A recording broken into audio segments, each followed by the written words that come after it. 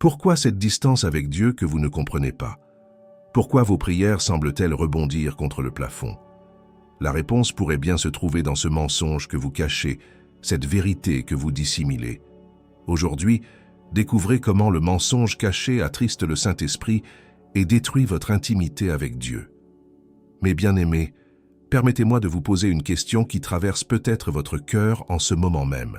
Avez-vous déjà ressenti cette distance inexplicable avec Dieu, ce vide spirituel qui semble grandir jour après jour, sans comprendre pourquoi? Cette intimité précieuse qui autrefois réchauffait votre âme s'est-elle transformée en un silence pesant?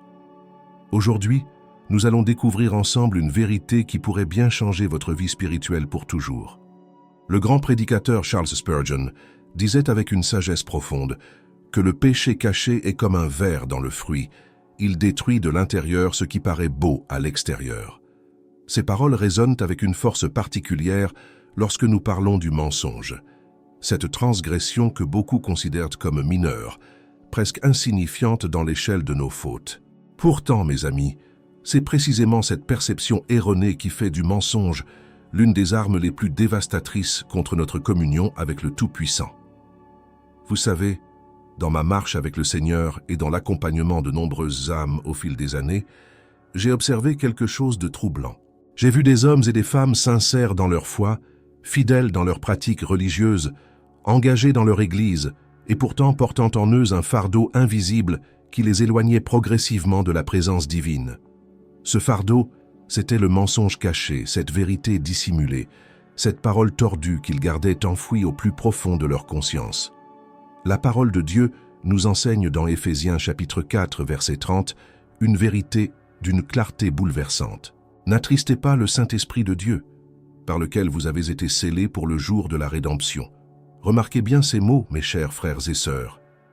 Il ne s'agit pas simplement de décevoir ou de contrarier, mais d'attrister le Saint-Esprit. C'est une douleur, une affliction que nous causons à celui qui habite en nous, à celui qui est venu faire sa demeure dans notre cœur. Mais qu'est-ce qui attriste donc le Saint-Esprit de cette manière? Le verset qui suit immédiatement nous donne une réponse sans équivoque, que toute amertume, toute animosité, toute colère, toute clameur, toute calomnie et toute espèce de méchanceté disparaissent du milieu de vous. Et juste avant, au verset 25 du même chapitre, l'apôtre Paul nous exhorte avec autorité. C'est pourquoi renoncez au mensonge, et que chacun de vous parle selon la vérité à son prochain, car nous sommes membres les uns des autres. Voyez-vous la connexion profonde ici? Le mensonge n'est pas simplement une transgression morale, c'est une rupture dans le tissu même de notre relation avec Dieu et avec nos frères. C'est une blessure infligée à l'Esprit Saint qui demeure en nous. Lorsque nous cachons la vérité, lorsque nous déformons les faits, lorsque nous vivons dans la duplicité, nous créons un mur entre notre âme et la présence divine. Pensez à la nature même du Saint-Esprit. Il est appelé l'Esprit de vérité dans l'Évangile de Jean. Jésus lui-même le désigne ainsi au chapitre 14, verset 17. L'Esprit de vérité que le monde ne peut recevoir parce qu'il ne le voit point et ne le connaît point, mais vous, vous le connaissez, car il demeure avec vous et il sera en vous. Comment donc l'Esprit de vérité pourrait-il cohabiter paisiblement avec le mensonge? C'est une impossibilité spirituelle, une contradiction qui crée une tension insupportable dans notre vie intérieure. Permettez-moi de vous partager quelque chose que j'ai compris au fil des années. Le mensonge caché est peut-être l'obstacle le plus sournois à notre intimité avec Dieu, parce qu'il opère dans l'ombre. Contrairement à d'autres péchés qui se manifestent ouvertement et dont nous prenons rapidement conscience des conséquences, le mensonge travaille silencieusement. Il érode lentement la confiance, il creuse progressivement un fossé entre nous et le Seigneur, il étouffe petit à petit la voix de l'Esprit dans notre conscience. Beaucoup de croyants se demandent pourquoi leurs prières semblent ne plus atteindre le ciel. Ils s'interrogent sur la raison pour laquelle la Bible, autrefois si vivante pour eux, leur paraît maintenant terne et sans saveur.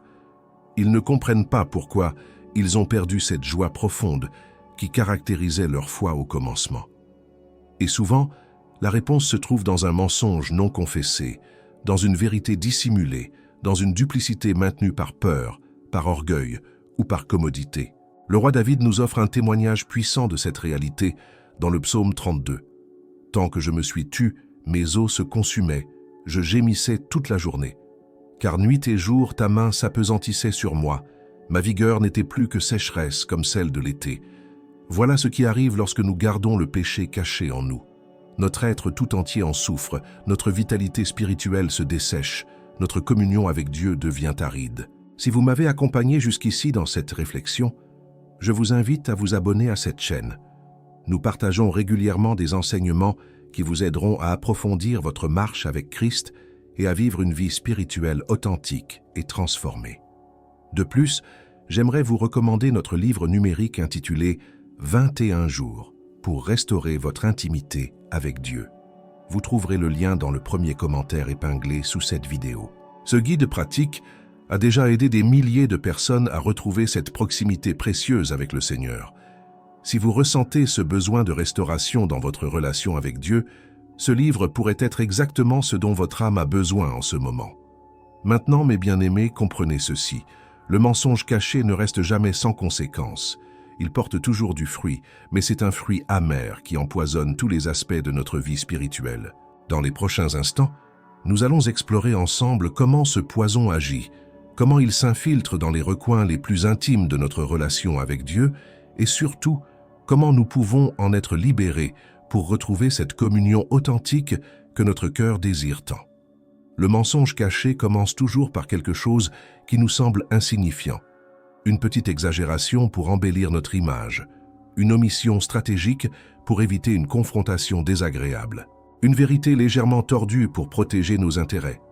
Nous nous rassurons en pensant que ce n'est pas grave, que tout le monde fait cela, que les circonstances justifient notre conduite. Mais mes amis, c'est exactement ainsi que le piège se referme sur nous. La parole de Dieu nous avertit dans le livre des Proverbes, au chapitre 6, versets 16 à 19, qu'il y a 6 choses que l'Éternel déteste, et même 7 qui lui sont en horreur. Et parmi ces abominations, nous trouvons la langue mensongère et le faux témoin qui profère des mensonges. Remarquez que le mensonge apparaît 2 fois dans cette liste. Ce n'est pas un hasard. Cela nous montre à quel point Dieu prend cette transgression au sérieux. Vous savez, le mensonge est unique parmi les péchés parce qu'il s'attaque directement au caractère même de Dieu. Notre Seigneur est appelé le Dieu de vérité dans les Écritures. Tout en lui est vérité, authenticité, transparence. Lorsque nous mentons, même dans ce qui nous paraît être des détails sans importance, nous agissons en opposition directe avec la nature divine. Nous nous alignons, que nous le réalisions ou non, avec celui que Jésus appelle le père du mensonge dans l'évangile de Jean. Au chapitre 8, verset 44, notre Seigneur dit clairement au sujet du diable, « Il a été meurtrier dès le commencement, et il ne se tient pas dans la vérité, parce qu'il n'y a pas de vérité en lui. » Lorsqu'il profère le mensonge, il parle de son propre fond, car il est menteur et le père du mensonge. Voyez-vous la gravité de la situation? Chaque fois que nous choisissons le mensonge, nous permettons à l'ennemi de nos âmes d'établir un point d'ancrage dans notre vie. Nous lui donnons une place, un terrain sur lequel il peut construire sa forteresse de tromperie. Mais comment exactement le mensonge caché attriste-t-il le Saint-Esprit? Permettez-moi de vous l'expliquer d'une manière que vous pourrez comprendre profondément. L'Esprit Saint est notre consolateur, notre guide, notre sanctificateur. Il demeure en nous pour nous transformer à l'image de Christ, pour nous conduire dans toute la vérité, pour intercéder pour nous selon la volonté de Dieu. C'est une relation intime, une communion d'esprit à esprit.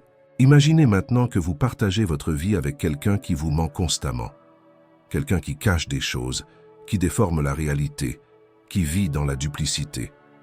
Comment vous sentiriez-vous? Blessé, certainement.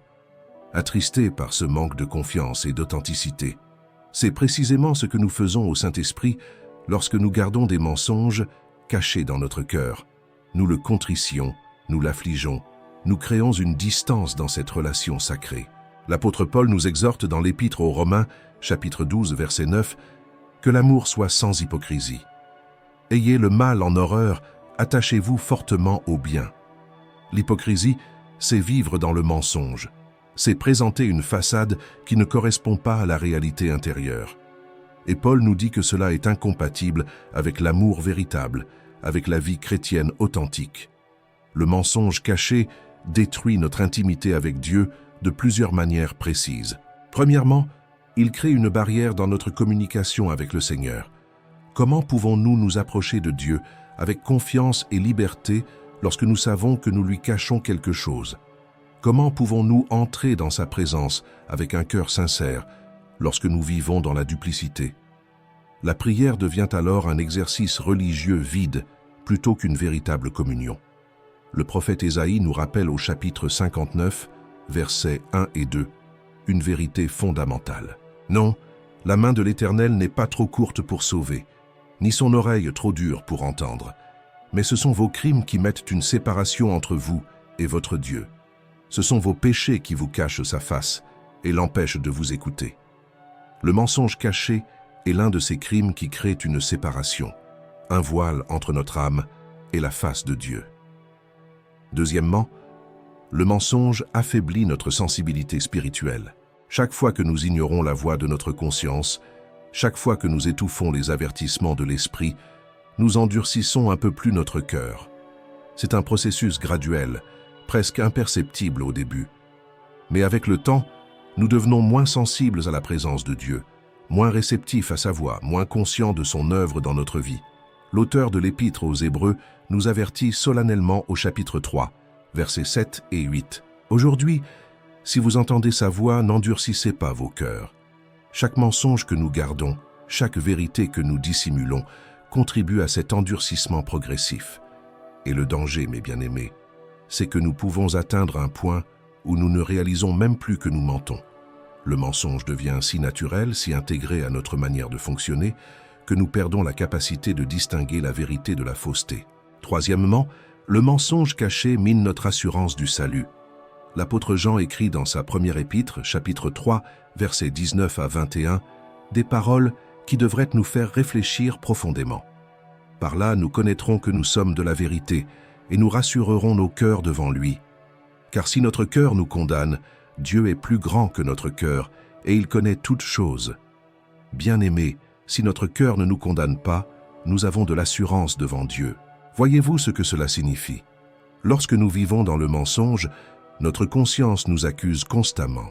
Cette accusation intérieure crée un doute, une insécurité spirituelle qui nous empêche d'avoir cette assurance joyeuse que nous sommes enfants de Dieu.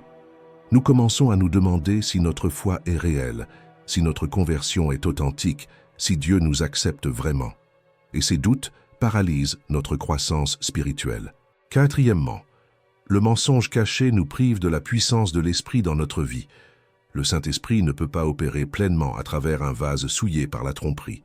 Sa puissance se manifeste dans la pureté, dans l'authenticité, dans la transparence.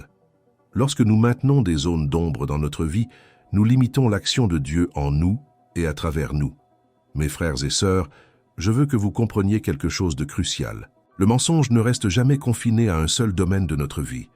Il se propage comme une infection. Si nous mentons à notre conjoint, nous finirons par mentir à nos enfants.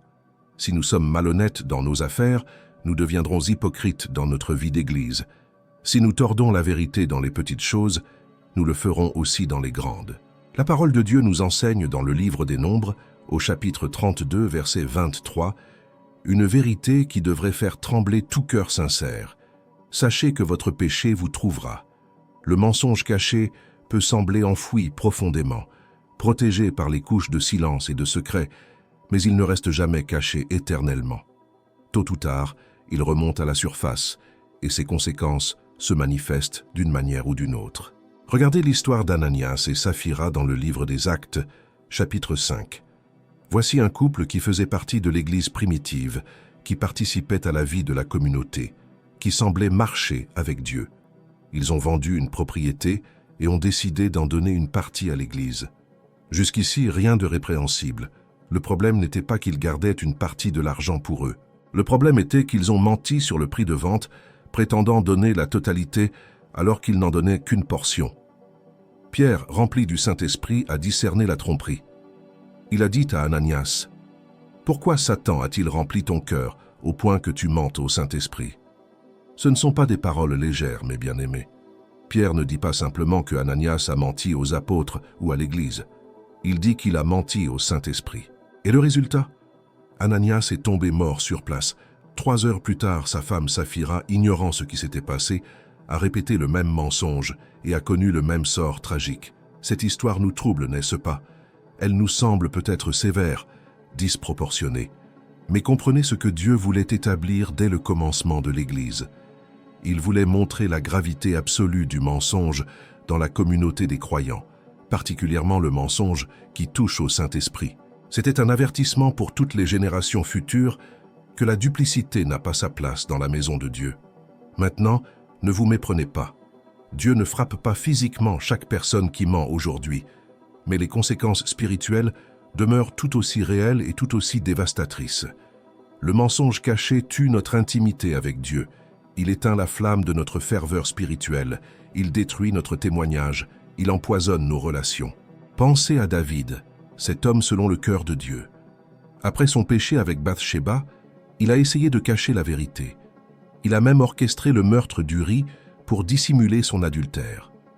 Pendant presque 1 an, David a vécu dans le mensonge, gardant son secret, maintenant une façade de piété. Mais qu'est-il arrivé à sa communion avec Dieu pendant cette période? Elle était morte. Son âme était dans les ténèbres. Sa joie avait disparu. Ce n'est que lorsque le prophète Nathan est venu le confronter avec sa faute que David a pu enfin briser le silence du mensonge et écouter le cri de son cœur dans le psaume 51, versets 10 à 12. « Ô Dieu, crée en moi un cœur pur, renouvelle en moi un esprit bien disposé. Ne me rejette pas loin de ta face, ne me retire pas ton Esprit Saint. Rends-moi la joie de ton salut et qu'un esprit de bonne volonté me soutienne. » Voyez-vous ce que David avait perdu pendant cette période de mensonge? Un cœur pur, un esprit bien disposé, la présence manifeste de Dieu, le Saint-Esprit, la joie du salut. Tout ce qui fait la richesse de notre relation avec Dieu avait été compromis par le mensonge caché. Et David savait que seule une confession totale, une transparence absolue devant Dieu, pouvait restaurer ce qui avait été perdu. Mes bien-aimés, je veux vous parler maintenant de quelque chose que beaucoup de croyants ne réalisent pas. Le mensonge caché nous rend vulnérables aux attaques spirituelles. Lorsque nous maintenons des zones de duplicité dans notre vie, nous ouvrons des portes à l'ennemi. Nous lui donnons un accès légal à notre âme. L'apôtre Paul nous exhorte dans Éphésiens chapitre 4, verset 27, « Ne donnez pas accès au diable. » Comment donnons-nous accès au diable? De nombreuses manières, mais le mensonge est certainement l'une des plus efficaces, parce que le mensonge est le langage natal de Satan. C'est son territoire, son domaine d'expertise. Lorsque nous adoptons le mensonge, nous parlons sa langue. Nous jouons sur son terrain, nous nous plaçons sous son influence. Et remarquez comment le mensonge évolue. Il commence petit, presque innocent. Une exagération ici, une omission là. Mais comme toute mauvaise herbe, il croît et se multiplie. Bientôt, nous nous retrouvons pris dans un réseau complexe de mensonges, chacun nécessitant un autre mensonge pour le couvrir. Nous devenons esclaves de nos propres tromperies, prisonniers de la duplicité que nous avons créée. Jésus nous dit dans l'évangile de Jean chapitre 8, verset 32, « Vous connaîtrez la vérité, et la vérité vous rendra libre. » Mais l'inverse est également vrai. Le mensonge nous rend esclaves. Il nous enchaîne dans la peur, dans l'anxiété, dans la culpabilité. Nous vivons constamment dans la crainte d'être découverts, dans le stress de maintenir nos histoires cohérentes, dans l'angoisse des conséquences potentielles. Cette vie de duplicité est épuisante, mes amis. Elle draine notre énergie spirituelle, elle consume notre paix intérieure, elle vole notre joie. Et tout cela pourquoi? Pour protéger notre image? Pour éviter une confrontation temporaire? Pour préserver un avantage éphémère?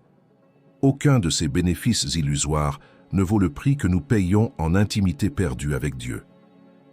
Le livre des Proverbes nous avertit au chapitre 28, verset 13, « Celui qui cache ses transgressions ne prospère point, mais celui qui les avoue et les délaisse obtient miséricorde. » Voilà la clé, bien-aimés. La prospérité spirituelle, la croissance dans la grâce, l'approfondissement de notre relation avec Dieu, tout cela exige l'honnêteté, la transparence, la confession. Mais je veux que vous compreniez quelque chose d'important. Dieu connaît déjà tous nos mensonges. Il voit tout, il sait tout. Nous ne lui cachons rien. Lorsque nous dissimulons la vérité, nous ne trompons pas Dieu. Nous nous trompons nous-mêmes. Nous trompons peut-être d'autres personnes, mais jamais Dieu. Le psaume 139 nous le rappelle avec une clarté bouleversante. « Éternel, tu me sondes et tu me connais.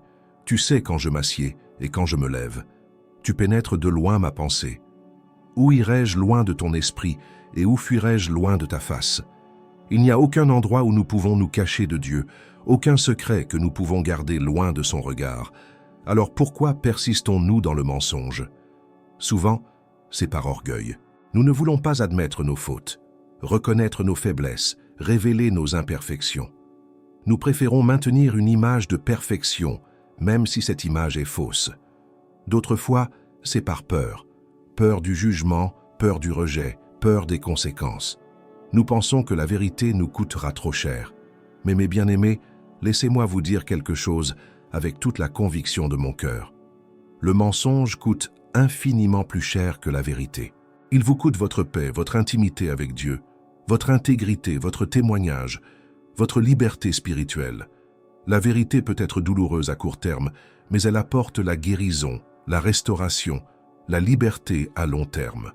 Maintenant, mes bien-aimés, je veux vous conduire vers quelque chose de merveilleux. Parce que même si nous avons parlé de la gravité du mensonge et de ses conséquences dévastatrices, je ne veux pas que vous quittiez cet enseignement dans le désespoir. Il y a de l'espoir. Il y a une voie de restauration. Il y a un chemin vers la liberté et vers le renouvellement de notre intimité avec Dieu. La première étape vers la guérison est toujours la reconnaissance. Nous devons avoir le courage de regarder en nous-mêmes, d'examiner notre cœur avec honnêteté, de permettre au Saint-Esprit de nous sonder et de mettre en lumière les zones d'ombre de notre vie. C'est exactement ce que le psalmiste demande dans le psaume 139, versets 23 et 24. « Sonde-moi, ô Dieu, et connais mon cœur. Éprouve-moi et connais mes pensées. Regarde si je suis sur une mauvaise voie, et conduis-moi sur la voie de l'éternité. » Cette prière requiert une humilité profonde, mes amis. Elle demande que nous renoncions à notre orgueil, que nous abandonnions nos défenses, que nous nous présentions devant Dieu sans masque et sans prétention. Nous devons être prêts à entendre ce que l'Esprit veut nous révéler, même si cela nous met mal à l'aise, même si cela nous confronte à des vérités désagréables sur nous-mêmes. Peut-être qu'en ce moment même, alors que vous écoutez ces paroles, le Saint-Esprit vous rappelle un mensonge que vous avez caché, une vérité que vous avez dissimulée, une situation où vous n'avez pas été complètement honnête. N'étouffez pas cette voix. Ne résistez pas à cette conviction. C'est l'Esprit de Dieu qui vous aime trop pour vous laisser dans vos chaînes. Il veut vous libérer. La deuxième étape est la confession. L'apôtre Jean nous assure dans sa première épître, chapitre 1, versets 8 et 9, des vérités qui devraient remplir notre cœur d'espérance. Si nous disons que nous n'avons pas de péché, nous nous séduisons nous-mêmes, et la vérité n'est point en nous. Si nous confessons nos péchés, il est fidèle et juste pour nous les pardonner, et pour nous purifier de toute iniquité. Voyez-vous cette merveilleuse promesse? Dieu ne nous attend pas avec un bâton pour nous punir. Il nous attend avec son pardon, avec sa miséricorde, avec sa grâce. Tout ce qu'il demande, c'est que nous soyons honnêtes avec lui, que nous confessions notre péché, que nous l'appelions par son nom sans chercher à le minimiser ou à le justifier. La confession n'est pas simplement dire à Dieu ce qu'il sait déjà. C'est un acte spirituel profond où nous alignons notre cœur avec la vérité de Dieu.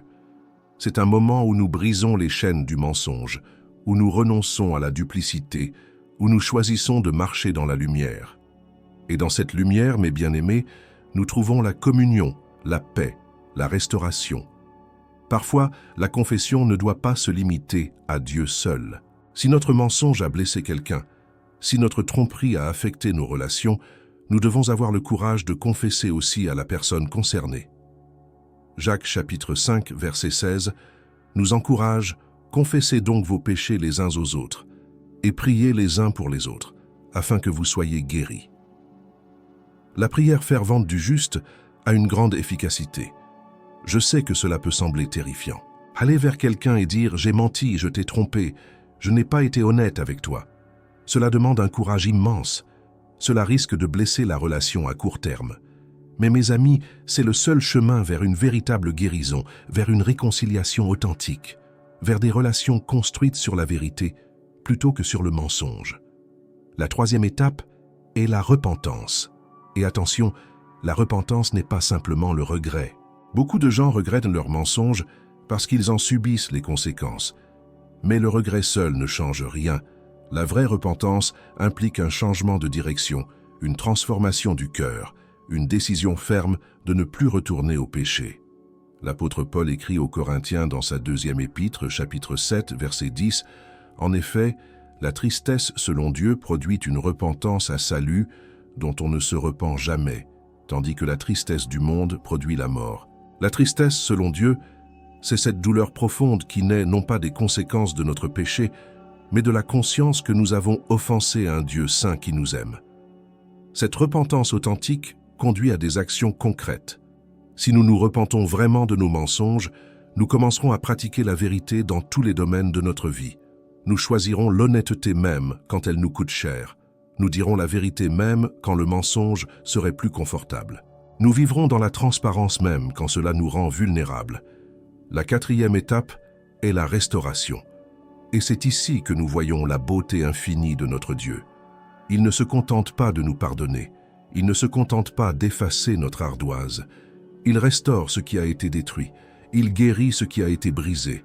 Il renouvelle ce qui a été perdu. Regardez encore une fois l'histoire de David. Après sa confession, après sa repentance sincère, Dieu lui a pardonné. Mais plus que cela, Dieu a restauré sa joie. Il a renouvelé son esprit. Il a rétabli leur intimité. Le psaume 32 nous donne le témoignage de David après cette restauration. Heureux celui à qui la transgression est remise, à qui le péché est pardonné. J'ai dit, je confesserai mes transgressions à l'Éternel, et tu as effacé la peine de mon péché. Mes bien-aimés, c'est la promesse qui vous attend aujourd'hui. Peu importe depuis combien de temps vous vivez dans le mensonge, peu importe à quel point vos tromperies vous semblent graves, peu importe combien vous vous sentez éloigné de Dieu, la restauration est possible. Dieu vous tend les bras. Il vous appelle à sortir de l'ombre et à entrer dans sa merveilleuse lumière, mais je dois vous avertir de quelque chose d'important. La restauration n'est pas instantanée. La confiance brisée par le mensonge prend du temps à se reconstruire. Les conséquences de nos actes ne disparaissent pas toujours immédiatement. David a été pardonné, mais son péché a eu des répercussions dans sa famille pour le reste de sa vie. La grâce de Dieu ne nous protège pas toujours des conséquences naturelles de nos choix. Cependant, et c'est crucial, ces conséquences ne sont plus une punition. Elles deviennent des outils dans les mains de Dieu pour notre sanctification, pour notre croissance, pour notre maturité spirituelle. Dieu peut transformer même nos échecs en leçons précieuses, même notre honte en témoignage de sa grâce. La 5e étape est la persévérance dans la vérité. Parce que briser le cycle du mensonge n'est pas un événement ponctuel, c'est un engagement de toute une vie. Nous devons cultiver l'habitude de l'honnêteté, pratiquer la transparence quotidiennement, choisir la vérité à chaque carrefour. L'apôtre Paul nous exhorte dans Colossiens chapitre 3, versets 9 et 10. « Ne mentez pas les uns aux autres, vous étant dépouillés du vieil homme et de ses œuvres, et ayant revêtu l'homme nouveau, qui se renouvelle dans la connaissance, selon l'image de celui qui l'a créé, voyez-vous ? Vivre dans la vérité fait partie de notre nouvelle identité en Christ. Ce n'est pas simplement un commandement à suivre, c'est une expression de qui nous sommes vraiment devenus. Nous devons aussi développer une sensibilité accrue à la voix du Saint-Esprit. Lorsque nous sentons cette petite conviction intérieure qui nous dit qu'une parole n'est pas complètement vraie, nous devons y prêter attention immédiatement. Nous devons corriger, clarifier, rectifier avant que le mensonge ne prenne racine. C'est dans ces petits moments de choix quotidiens que se construit une vie d'intégrité. Entourez-vous aussi de personnes qui vous aideront à marcher dans la vérité. Nous avons besoin de frères et sœurs dans la foi qui nous connaissent vraiment, qui peuvent nous questionner avec amour, qui nous tiendront responsables de nos paroles et de nos actions. Le livre des Proverbes nous dit au chapitre 27, verset 17, « Le fer aiguise le fer, et l'homme excite son prochain. » Nous avons besoin de ces relations aiguisantes qui nous poussent vers la sainteté.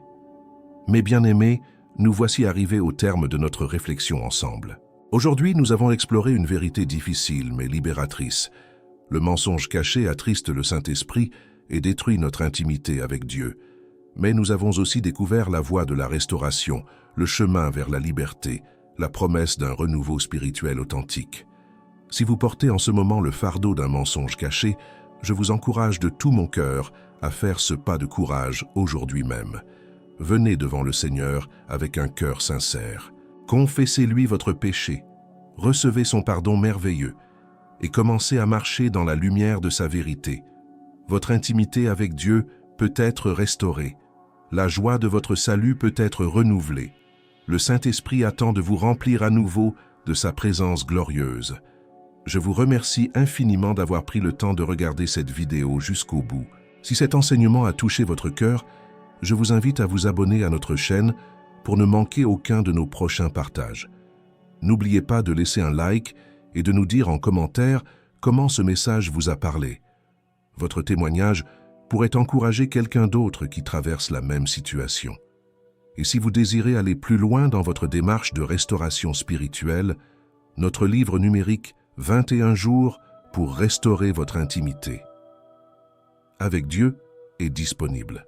Vous trouverez le lien dans le premier commentaire fixé. Ce parcours de 3 semaines a déjà transformé la vie de milliers de personnes. Continuez votre temps avec le Seigneur en regardant les prochaines vidéos qui apparaîtront sur votre écran. Que Dieu vous bénisse richement et vous garde dans sa vérité.